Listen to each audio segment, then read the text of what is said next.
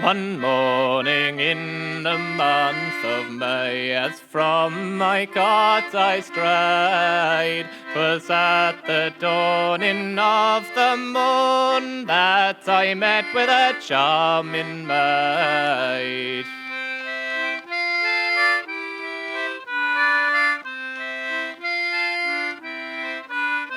Good morn, fair maiden, whither do you stray so early? Tell me now. This maid replied, kind sir, she cried, I have lost my spotted cow.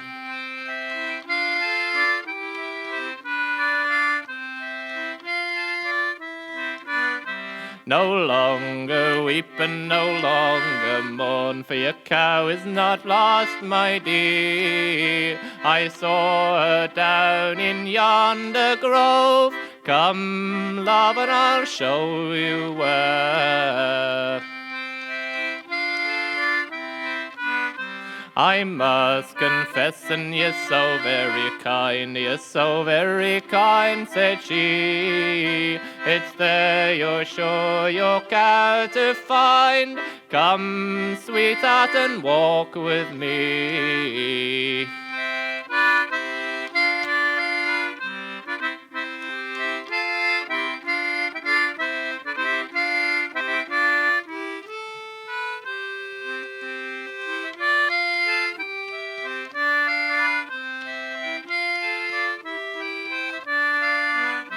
So if I cross the farmer's glen or go to view the plough, she's sure to call her gentle swain, I have lost my spotted cow.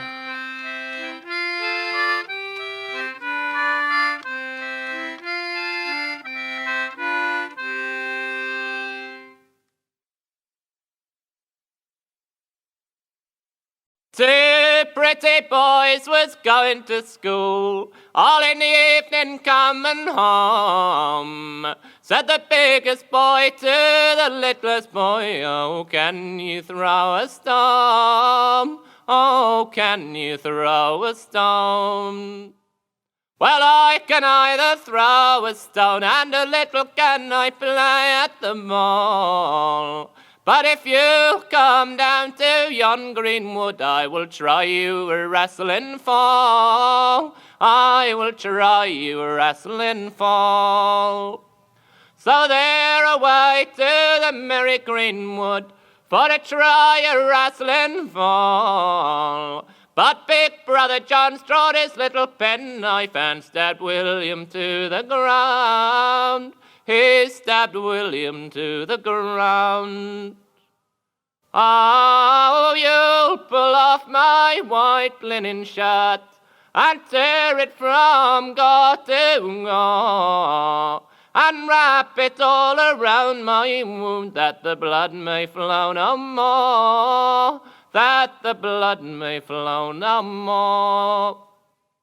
So he's pulled off his white linen shirt, and he tore it from gore to gore, and wrapped it round his brother's wound, but the blood came 10 times more, but the blood came 10 times more. Oh, what will your dear father think tonight when I come home? Just tell him I'm away to the London school, and a good boy I'll return, and a good boy I'll return. But what will your dear stepmother think tonight when I come home? Just tell her the last prayer she prayed for me was that I might never return, was that I might never return. Two pretty boys.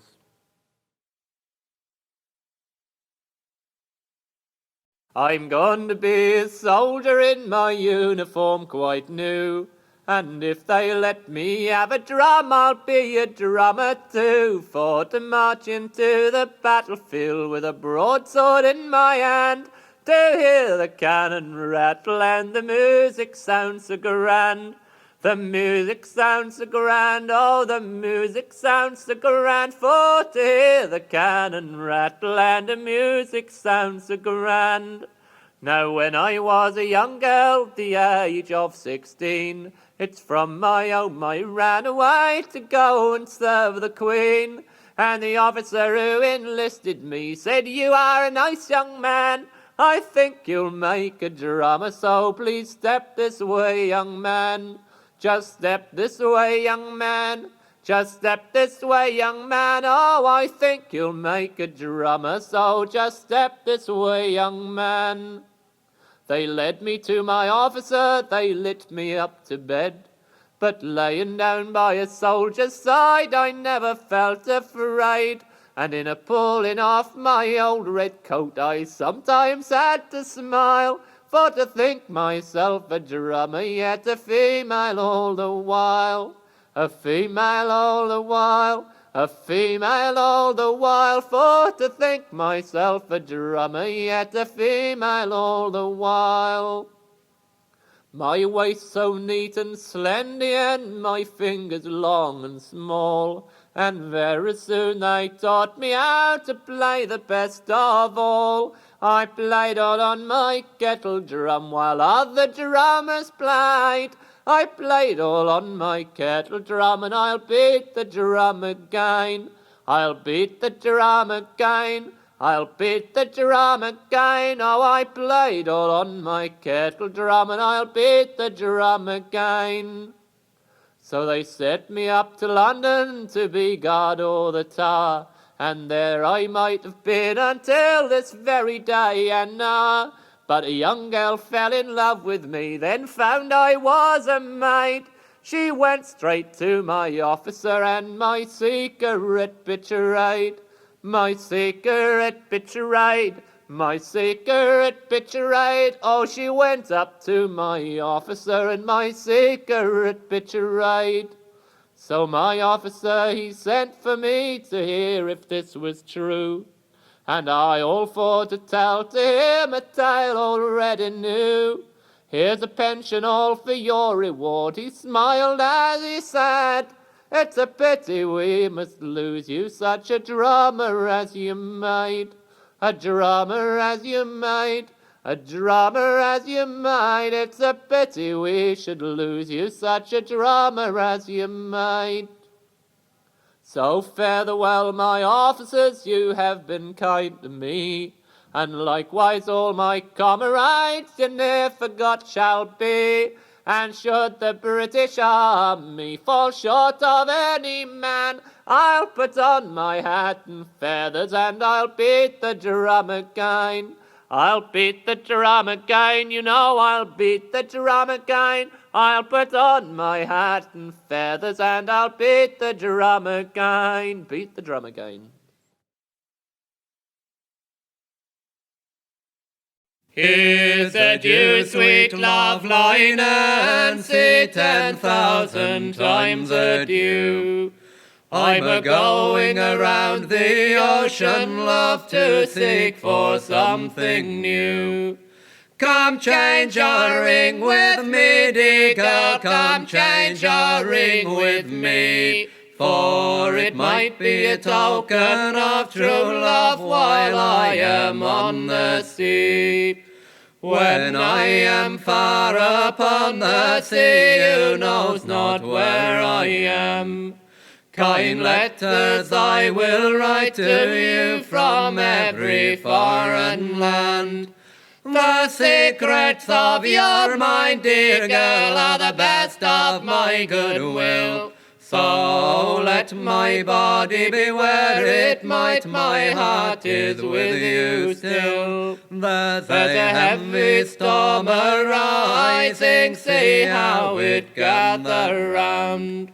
While we poor sailors are on the sea, are fighting for the crown. Our officer commanded us, and him we must obey, expecting every moment all to get cast away. There are tinkers, tailors, and shoemakers lie snoring in their sleep, while we poor souls on the ocean wide are ploughing through the deep. There is nothing to defend us, love, nor to keep us from the cold. On the ocean wide where we must bide like jolly seamen bold. But when the wars are all over, there'll be peace on every shore. We will drink to our wives and our children and the girls that we adore. We will call for liquor merrily and spend our money free. And when our money it is all gone, we'll boldly go to sea. Now the Queen she wants sailors to sail on the sea, which made pretty Paula stout-heart for to bleed, saying, William, dearest William, don't you go off to sea. Please remember the vows that you made unto me. But 'twas early next morning before it was day. Then he went to his Polly, these words he did say, saying, Oh, Polly, pretty Polly, you must come along of me, before we are married, my friends, for to see. So he led her through groves and through valleys so deep, which made pretty Polly to sigh and to weep, saying, William, dearest William, you have led me astray, on purpose my innocent life to betray. Oh, yes, dearest Polly, 'tis true all you've said, for all this long night I've been a-digging your grave, and the grave it being open and the spade standing by, which made pretty Polly to weep and to cry. Oh, pardon, dear William, my innocent life, and I'll never regret for to be your dear wife. I'll travel old England over all to set you free. Please remember the vows that you made unto me. But no pardon, no pardon, no pardon I'll give. And with that he drew out a long dagger knife. He stabbed it to the heart, and the blood did downflow, and it into the grave her fair body did throw.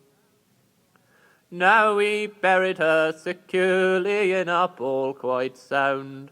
He's not thinking her body would ever be found. Then he went on board for a sailor to go, not thinking this murder would ever outthrow. But 'twas early one morning before it was day. Then our captain come up and these words he did say, Our ship she is in mourning and cannot sail on. There's a murder on board, what has lately been done. Then up jumped one sailor, and indeed that's not me. And up jumped another, the same he did say. Then up jumps bold William to stamp and to swear, saying, Indeed, that's not me, sir, I vow and declare. Then he hastened to the forecastle with speed. There he met his pretty Polly, which made his heart bleed. She ripped him and she stripped him and she tore him in three, because he had murdered her baby and sheep. As I passed by a riverside, and there as I did reign, in argument I chanced to hear a cardinal and a crane.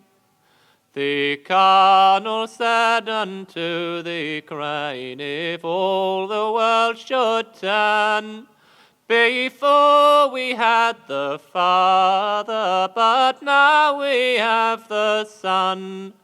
From whence does the Son come? From where and from what place? He said in a manger between an ox and ass. I pray thee, said the Colonel, tell me before thou go, was not the mother of Jesus Christ conceived by the Holy Ghost? She was the purest virgin and the cleanest from all sin. She was the handmaid of our Lord and the mother of our King. Where is the golden cradle that Christ was rocked in? And where are the silken sheets that Jesus was wrapped in? A manger was the cradle that Christ was rocked in. The provender the asses left, so sweetly he slept on.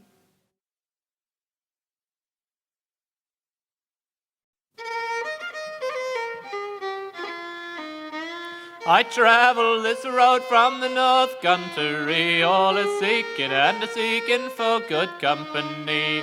But good company I never do find, nor that which shall please me to me mind. Singing whack for the day, whack for the day, and I had in me pocket but 1 penny.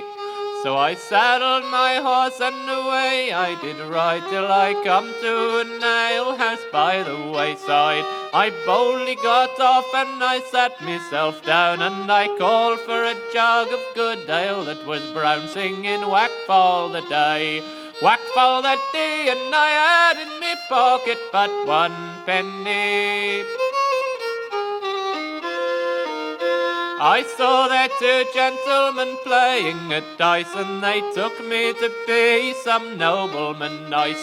With me swagger and rapier and countenance bold, and they thought that my pockets was well lined with gold, singing whack for the day, whack for the day, and I had in me pocket but 1 penny. I'm a hearty good fellow that loves a good play, and that lies with the stakes, pretty sirs, that you play. Then one said a guinea, but I said £5, and the bet it was took, but no money laid down, singing whack for the day, whack for the day, and I had in me pocket but 1 penny.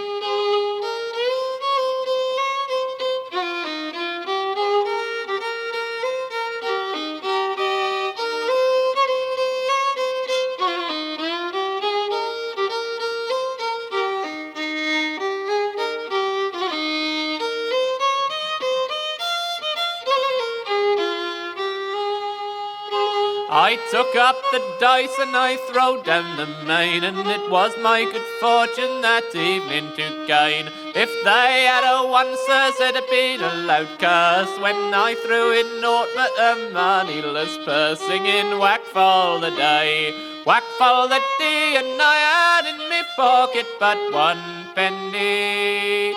Was ever a mortal a quarter so glad with the little of money at first that I had? A hearty good fellow, as most men do find I am, so now good neighbours, pray pour out more wine, singing whack for the day, whack for the day, and I had in me pocket just £5.3.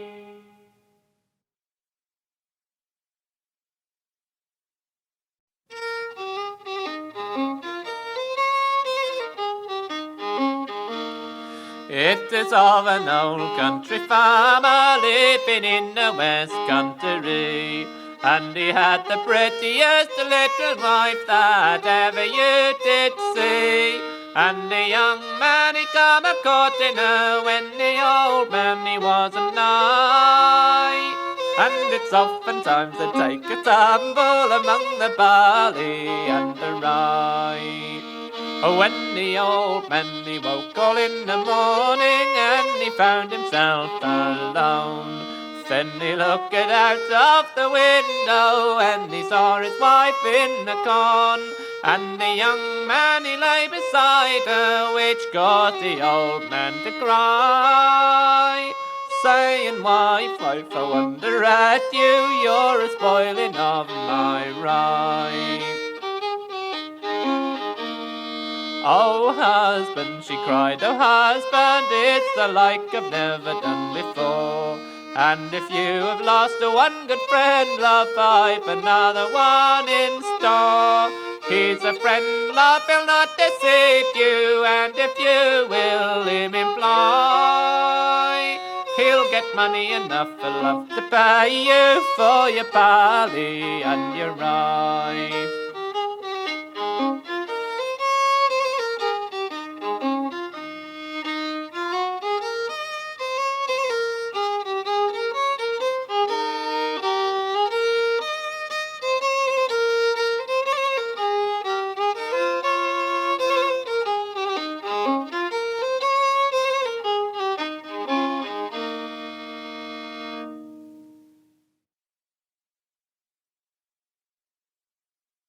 You virgins all, I pray draw near, for a pretty story you shall hear. It is of some Turkish lady brave who fell in love with an English slave, who fell in love with an English slave. There was a ship all out of London she came, as she was sailing on the main. By Turkish pirates took were they, and they were made all slaves to be, and they were made all slaves to be. They bound us down in iron strong, and then they whipped and they lashed us all day long, and no tongue may tell that, I am sure, what we poor slaves had to endure, what we poor slaves had to endure. And one of them seamen that were there, an Englishman both fresh and fair, well, it happened for his lot to be a slave all to some rich lady, a slave all to some rich lady. And she dressed herself all up in rich array, then she went for to view her slaves one day. And hearing a moan this young man made, she went to him and thus she said, she went to him and thus she said, "Oh, I pray, what countryman are you?" "I am an Englishman, 'tis true." "Well, I wish you had been a Turk," said she, "I would ease you of your slavery. I would ease you of your slavery."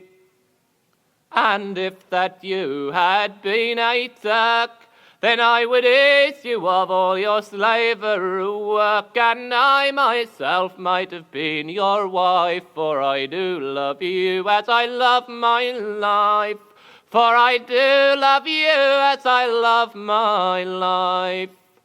"Oh no, oh no, oh no," said he, "for a slave I am and a slave I will be. I would sooner die all at this stake before I would my God forsake, before I would my God forsake." So this lady up all to her chamber she went, there she spent the night in discontent, for Cupid with his piercing dart had deeply wounded the lady's heart, had deeply wounded the lady's heart. And she rose up so early the very next day, and with the slave she sailed away. To whips and chains I bid adieu, and this will show what love will do.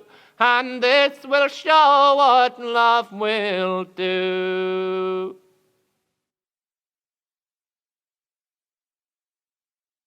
Come all you warlike seamen that to the seas belong. I'll tell you of a fight, my boys, on board the Nottingham. It was of an Irish captain, his name was Somerville. With courage bold he did control, he played his part so well. 'Twas on the 8th of June, my boys, when at Spithead we lay. On board there came an order, our anchor for to weigh. Bound for the coast of Ireland, our order did run so. For us to cruise and not confuse and face a daring foe. We had not sailed many leagues at sea before a ship we spied. She being some lofty Frenchman, come a bearing down so wide.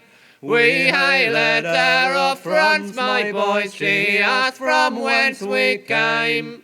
Our answer was from Liverpool, and London is our name. Oh, pray, are you some man of war, or pray what may you be? Oh, then replied our captain, and that you soon shall see. Come strike your English colours, or else you shall bring to. Since you're so stout you shall give out, or else we will sink you. The first broadside we gave to them, it made them for to wonder. Their mainmast and their rigging to come a-rattling down like thunder. We drove them from their quarters, they could no longer stay. Our guns did roar, we made so sure, we showed them British play. So now we've took that ship, me boys, and God speed us fair wind, that we might sail to Plymouth town if the heavens prove so kind. We'll drink a health unto our captain and all such warlike souls. To him we'll drink and never flinch out of a flowing bowl. It is of a young squire near Bristol did well, and ladies of honour they loved him right well. But it was in vain it was said, that he was in love with a pretty milkmaid. Now the squire and his sisters, they sat in a hall, and as they sat a-talking, they heard someone call.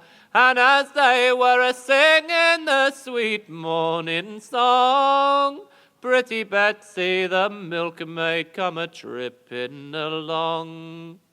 Do you want any milk, sir? Pretty Betsy did say. Oh, yes, said the squire, step in, pretty maid. But it is your fine body that I so much adore, such a love as I never endured before. Oh, no, sir, cried Betsy, how can you say so? In love with a milkmaid and in such poor clothes. There are many fine bodies well built up for you, not with some poor milkmaid from the side of a cow. But a ring from off his finger he instantly drew, and right through the middle he pierced it quite through. One half he gave to her, so I have been told, and they walked out together down Blackberry Fold. As they were a-walking and a-talking, the squire did say, "There is one thing I would warn you of, my pretty maid, that if ever I force you in this open field, the first time I force you I will cause you to yield." "Oh no, sir," cried Betsy, "pray let me go free. I would have you now play no such games upon me, for I love my sweet virtue as I love my dear life." And it's out from her bosom drew a long dagger knife.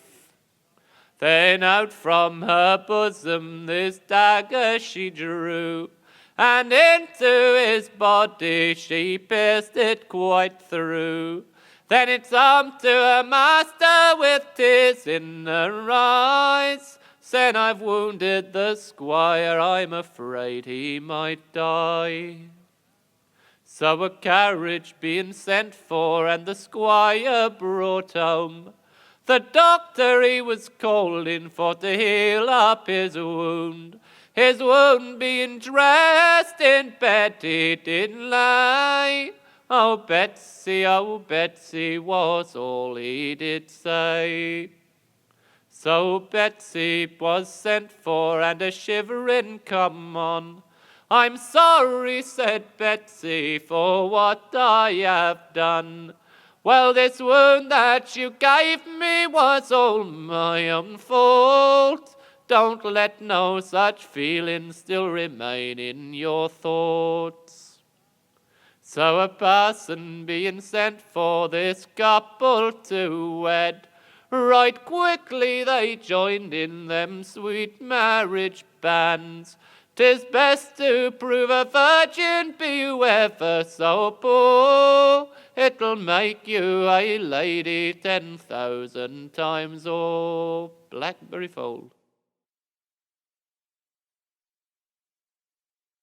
Saint Stephen was a holy man, endued with heavenly might, and many wonders he did work before the people's sight, and by the blessed Spirit of God, which did his heart inflame, he spared not in every place to preach God's holy name. Oh man, do never faint nor fear, when God the truth shall try, but mark how Stephen for Christ's sake was a-willing for to die. Before the elders he was brought, his answers for to make, but they could not the Spirit withstand, whereby this man did speak. While this was told, the multitude, beholding him aright, his comely face began to shine most like some angel bright. Oh man, do never faint nor fear, when God the truth shall try, but mark how Stephen for Christ's sake was a-willing for to die. Then Stephen did put forth his voice, and he did first unfold the wondrous works which God hath wrought in for their fathers old, that they thereby might plainly know Christ Jesus should he be, that from the burden of the law should quit us frank and free. Oh man, do never faint nor fear, when God the truth shall try, but mark how Stephen for Christ's sake was a-willing for to die. But oh, quoth he, you wicked men, which of the prophets all did not your fathers persecute and keep in woeful thrall? But when they heard him so to say, upon him they all ran, and there without the city gates they stoned this holy man. Oh, man, do never faint nor fear when God the truth shall try. But mark how Stephen for Christ's sake was a willing for to die. There he most meekly on his knees to God did pray at large, desiring that he would not lay this sin unto their charge. Then yielding up his soul to God, who had it dearly bought, he lost his life and his body then to the grave was seemly brought. Oh, man, do never faint nor fear when God the truth shall try. But mark how Stephen for Christ's sake was a willing for to die.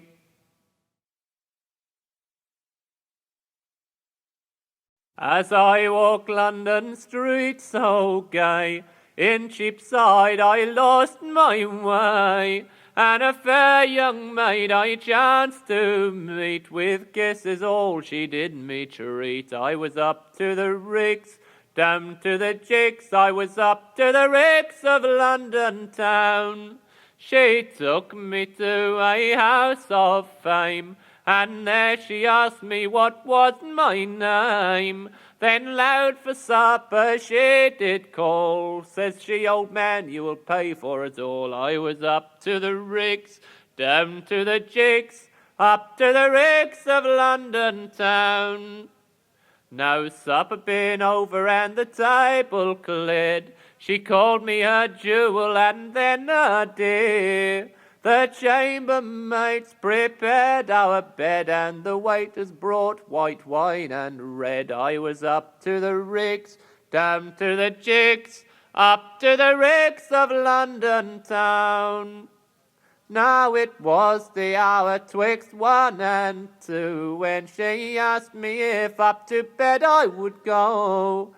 And pretty soon I gave consent, and straight away to bed we went. I was up to the rigs, down to the jigs, up to the rigs of London town.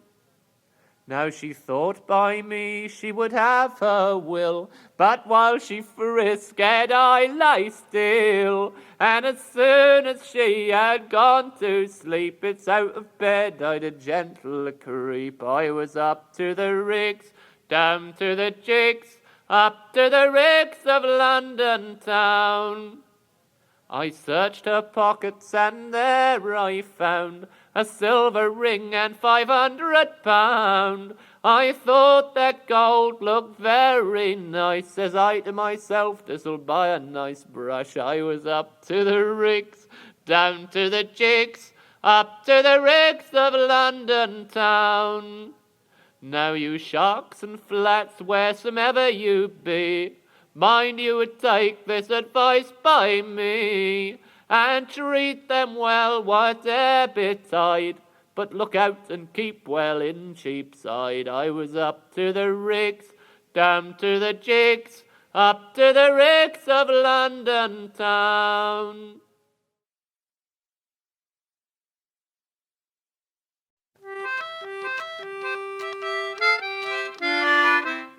The huntsman blows his horn in the morn, and folks go hunting, oh, and folks go hunting, oh, and folks all hunting go. But all me fancy dwells on Nancy, so I'll sing Tallyho Me Boys, so I'll sing Tallyho. The fox jumped over the parson's gate, the hounds all after him go. The hounds all after him go, yes, the hounds all after him go. But all me fancy dwells on Nancy, so I'll sing Tallyho Me Boys, so I'll sing Tallyho. The parson he had a pair to wed when the ants come full in view. He just tossed his surplice over his head and bid them all adieu. He just tossed his surplice over his head and bid them all adieu. But all me fancy dwells on Nancy, so I'll sing Tallyho Me Boys, so I'll sing Tallyho. Now never despise a soldier lad, though his station be but low, his station be but low, though his station be but low. For all his fancy dwells on Nancy, so I'll sing Tallyho Me Boys, so I'll sing Tallyho. Now pass the can around me boys, for we must homeward go, for we must homeward go, for we must homeward go. And if you ask me of this song, the reason for to show, I'll say I don't exactly know, I don't exactly know. But all me fancy dwells on Nancy, so I'll sing Tallyho Me Boys, so I'll sing Tallyho.